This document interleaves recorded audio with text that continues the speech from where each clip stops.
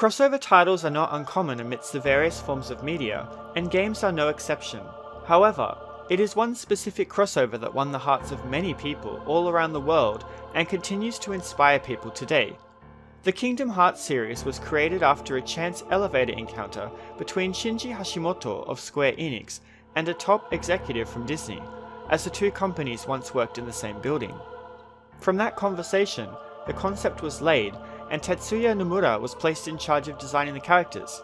Kingdom Hearts as we know it was born. After the financial success of the first game, Kingdom Hearts, released for the Sony PlayStation 2 in 2002, it would have been a crime to not produce a sequel.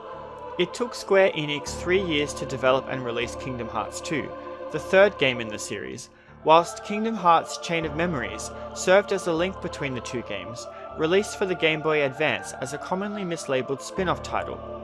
I previously reviewed the Chain of Memories remake for the PS4, and you can access that by clicking a link in the description or by clicking the conveniently placed card. But this time around, I'll be reviewing the PS4 port of Kingdom Hearts 2 Final Mix. We last left Kingdom Hearts Chain of Memories with Sora being put to sleep in a strange white tank in order to have his memories restored. It's for this reason that the beginning of Kingdom Hearts 2 may be jarring for some players. Instead of beginning the game as a newly awakened Sora, we are introduced to Roxas for an extended prologue that acts as a tutorial for the different mechanics within the game. Not only does this prologue lack Sora, but the many Disney characters that the first game were well known for are also absent. I wouldn't blame the player who may think that they had mistakenly picked up the wrong game, despite the shared aesthetic. Roxas's tale plays out over a number of days, each stop-ended with a digital representation of the completion of a computer restoration process. Whilst the actual activities of Roxas and his friends aren't all that interesting, it's this mystery that keeps the player waiting and wanting more. Once Sora takes the driver's seat, however, all the charm of the first game comes back in a nostalgic wind that may blow off your britches, so be sure to hold on to them. Sora awakens in the basement of a mansion in the world of Twilight Town. Soon after meeting Donald and Goofy, he meets with Master Yen Sid, a powerful magician whom King Mickey was once apprenticed to. With a new set of clothes that contain magical powers, Sora and his party must once again traverse several Disney worlds in order to stop the threat of the Heartless, and a new type of enemy called the Nobody, led by Organization 13, who were first introduced in Kingdom Hearts Chain of Memories. Organization 13 plays a larger role in this game, with their leader acting as the primary antagonist. In each world, different members of the organization may act to disrupt the world's balance, causing Sora and his companions to step in to stop them. Donald and Goofy return to accompany Sora on his journey, and it's within this game that we get to see their characters develop a lot further. I really enjoyed how the personalities of Donald and Goofy were fleshed out in this game. I always had previously considered Goofy to be a bit of a buffoon, and almost never put him in my party in the first game. I also never really liked him in any of the Disney animations that he had appeared in. However, in Kingdom Hearts 2, he serves as the moral compass of the group. If Sora or Donald deviate from what they are supposed to be doing, or try to meddle in the affairs of a world beyond that of their purpose in being there, Goofy will steer them straight in an endearing way. I don't know, but I just really grew attached to him, and there was a certain moment in which he is involved in an accident that made me tear up something fierce. On the contrary, Donald is a troublemaker. He's either losing his temper or causing mischief. I liked that the characteristics of Sora's two companions balanced out his often naive personality. Sora does mean well, but he often seems to have no idea what he's doing. Final Fantasy characters also make a return, both old and new. Leon and his gang are based in the homeworld Hollow Bastion, whilst newcomers Cypher, Vivi, Setsufu and Rai take up residence in Twilight Town. There are a few other cameos, and it was nice to see them smoothly integrated into the plot, without being too much fan service. The characters had a purpose and a role to play. Again, Moogles serve as a synthesis shop, but you can also buy items from them this time around. There are handy holographic Moogle stations scattered across all the worlds, so you can buy on the spot when you're in a bind, rather than having to traverse all the way back to Hollow Bastion or Twilight Town. Many Disney worlds, both reoccurring and new, make an appearance in this game too. In the instance of worlds that appeared before, they now have an extended storyline. For instance, Agrabah is now based on the return of Jafar, and Atlantica is truer to the actual plot of The Little Mermaid. There is even more diversity in the worlds this time around too, as Square-Enix pulled material from live-action Disney films such as Tron and Pirates of the Caribbean. While some claim that the jump from cartoon worlds to live action worlds can be a little jarring and unnecessary, I didn't mind it. I mean, Sora wanting to be a pirate was cool, and I enjoyed fighting alongside Tron in Space Paranoids. In order to visit each of the worlds, Sora must unlock the pathways to them. This is contrary to where he had to use the Keyblade to lock the hearts of the worlds in the first game. By unlocking a pathway, it allows Sora and his companions to travel via Gummy Ship to another world by completing a flying shooter minigame. Similar to the Gummy Ship sections from the first game, this acts more like an on-rails shooter. You cannot damage a ship by flying into obstacles accidentally, and the pacing is much more frenetic. You can build your own ship like in the first game, but I didn't dabble much with that, as using the pre-offered blueprints rewarded for clearing stages generally managed to get me through the various areas. If you really enjoy these segments, you can take on additional challenges to get greater rewards, but again, this is something I didn't really delve too far into myself. Gone are the days of platforming, with the exploration of worlds being much more simplified. When I first played this game, I felt that this took away from my freedom, but in reality the game is much more streamlined, with treasure chests more out in the open. You very rarely need to worry about getting lost, as finding out where to go next is very intuitive, or your companions will sometimes tell you through dialogue. The areas are mostly now smaller connected rooms, with little to no elevation, so there's no need to do any climbing or scaling of walls or mountain cliffs. Several of the worlds, even outside of the 100-acre woods, now contain minigames that are sometimes necessary to progress the plot of the game. I am not sure whether it was necessary to include so many minigames though. While some of them can be fun, others just break the flow of the story and feel rather gimmicky. For instance, when in Port Royale, you must defeat some enemies within a certain time limit to get stolen medallions back. If you mess up, you can retry, and the enemy encounters aren't tied to one location. However, I just didn't get that much enjoyment out of it. But then, I've never been a fan of timed events or timed games anyway.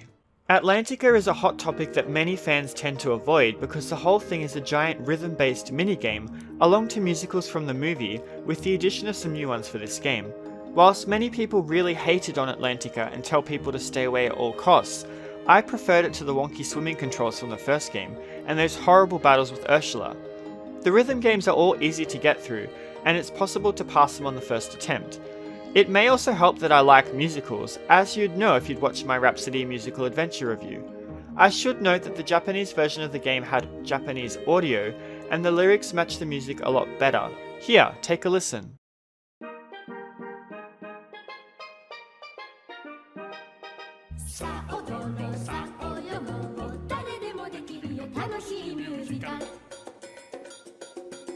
心から喜びを Included in Kingdom Hearts 2 Final Mix is the ability to find and collect puzzle pieces which appear as golden crowns on the field. Collecting these will allow you to piece the puzzle back together in Jiminy's journal. Each completed puzzle gives a small reward. It's not necessary to collect them all to beat the game, but I felt that it was good motivation to work towards gaining abilities for Sora that would allow him to reach those that were in places that were impossible to get without special abilities. I also liked that if I wanted to take a break from the game in the middle of a dungeon, I could jump into the journal to try and figure out where the different puzzle pieces fit. There are around 6 puzzles in total, some with only a few pieces and others with many to collect. The battle mechanics are very similar to that of the first game in the series, where battles are action-based, requiring Sora and his friends to attack, jump and parry their way through combat. The controls are less finicky this time around, so it's easier to avoid enemy attacks and rush around the screen than it was in the first game. Magic returns, however, spells such as Cure take all of Sora's MP rather than a fraction of it. This is troublesome, as summoning also takes all MP, as do the newly added limit commands. Limit commands are abilities where Sora can pair with one or all of his party members to conduct a powerful attack. These are worth using, but the drawback is that you can't heal for a short time after this has been done unless you use items, as the MP bar now has a cooldown rather than being counted in digits. Ethers can still be used, however, this only speeds up the recovery of the MP bar when it is in recovery mode, or fully restores MP if he has at least 1 point left, which for me was almost never. Battles are also now supplemented with the reaction command. In certain situations, you'll be prompted to press the triangle button. This will make your character interact with the environment or the enemy to attack or dodge in ways that are unique to each situation. In some instances, an enemy can only be defeated by using a reaction command, so it's important to use them when they appear. However, it's also possible to activate a limit command by pressing the triangle button, so you may accidentally trigger one and completely drain your MP when all you were wanting to do was use a reaction command instead. Field traversing abilities such as glide and double jump are now gone, replaced with abilities derived from leveling up new forms that Sora can take on as he battles his adversaries. Called drive forms, Sora can use these to gain an upper hand in battle by merging with one or all of his party members in order to strengthen himself for a short period of time. When in drive form, Sora gains new abilities that he didn't have before, that allow him to move more effectively to take out his enemies. These forms all have their own individual experience pools and methods of leveling. It's worth putting time into leveling them, as these levels usually result in Sora gaining new abilities to equip outside of being in that particular drive form. Sora and his companions will also gain new abilities from leveling up or completing certain objectives. Abilities cost AP to equip, so I'd advise using all AP boosting items on only Sora, because he doesn't have enough AP to equip the many abilities that he'll acquire. Equipping combat abilities are very important and can make or break your experience. A prime example.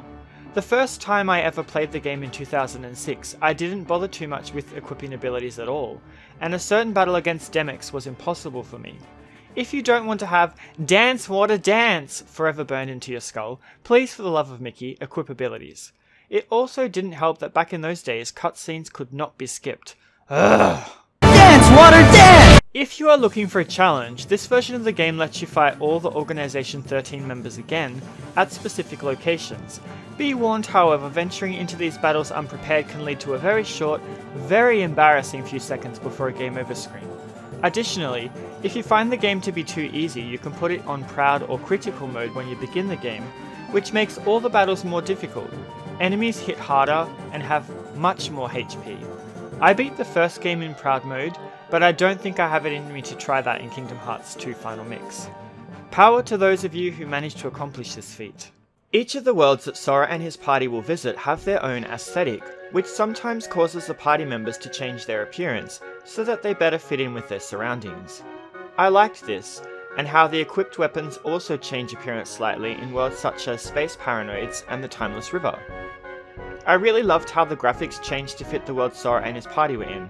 For example, Agrabah has muted yellows, sharp angles and washed out desert colours, whereas Disney Castle has bright colours and exaggerated curved shapes. Even the jump to more realistic environment designs in Port Royal was something that I appreciated a lot. I enjoyed the variety and didn't feel like any of the worlds were out of place. The command menu also changes to thematically match the world you are visiting, which is another detail that I really appreciated. In battle, Sora zips around the screen with beautiful flashy effects highlighting his powerful attacks. I really enjoyed the variety of limit commands that he can perform with not only Donald and Goofy, but also the other companions that he can venture with. A personal favourite was the limit command with Tron, called Setup, in which Sora and Tron together attempt to reprogram the enemies and environment. It's a spectacle to observe, and the executables linger even after the limit has finished, lighting up the screen and damaging the enemies spectacularly.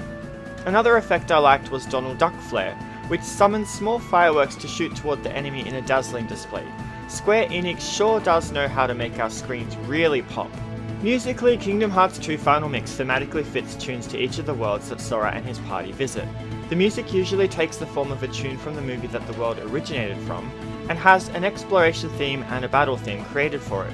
Yoko Shimomura, who also did the music for Final Fantasy XV, did an excellent job of keeping the heritage of the Disney legacy, in addition to creating original tracks for characters or worlds that are not associated with Disney.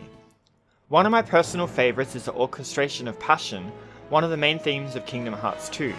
Additionally, Utada Hikaru's vocal performance of Passion, Sanctuary in English, is very beautiful, with the reversed lines serving to represent the duality between Sora and Roxas and Kairi and Naminé. Is Kingdom Hearts 2 Final Mix worth playing? Definitely. It takes what was good about the first game and improves on many of the things that were very irksome. Is the game perfect? No, but it does offer a lot of enjoyment if you're willing to set some time aside for it. The mixture of Disney and Final Fantasy characters are a delight to discover for new and returning players alike. If you plan on playing Kingdom Hearts 3, then I would highly recommend playing this game first, otherwise you may have no idea what is going on, and I'd hate to see you give up and lose your heart. By the way, Every time a new Kingdom Hearts game is announced, people widely speculate over which worlds will appear from famous Disney franchises. We've seen a lot so far, but there are still many more places to delve into. Which would you like to see appear in the future? Personally, post Kingdom Hearts 3, I'd like to see Pocahontas, Brave, or The Princess and the Frog. Disney has so many series licensed under its name now, so the sky's the limit, right? As always, thanks for your support and I look forward to seeing you again with the next video.